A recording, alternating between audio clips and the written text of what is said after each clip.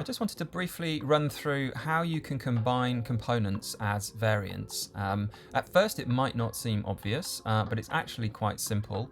Figma provides a way to do it almost automatically, but I will show you a manual way of doing it as well afterwards.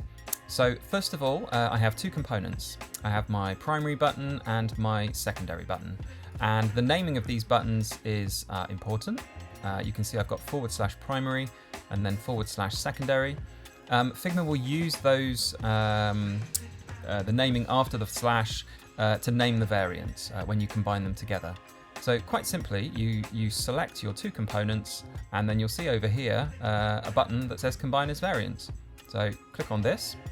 This will then combine your two buttons into one button component with two variants called Secondary and Primary.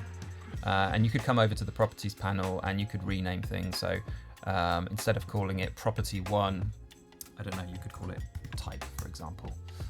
Now you have a button with a property of type, and then the variants are primary button and secondary button. Now let's say you wanted to do it the manual way. So if I just ungroup those,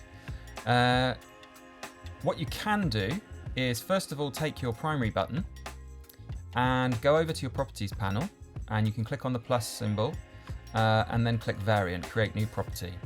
So now we have a primary button with just one variant called primary. I'm just going to unclip the content on this because otherwise it will hide the secondary button. And then quite simply, all you need to do is just drag your secondary button into the primary button in the layers panel. So I do that.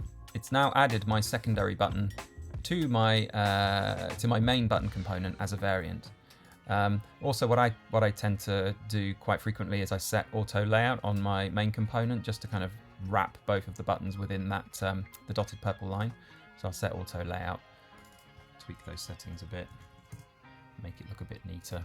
Obviously, this depends on how you want to do it, how you want to show it. But anyway, that's two ways to combine components as variants. I hope that's helpful.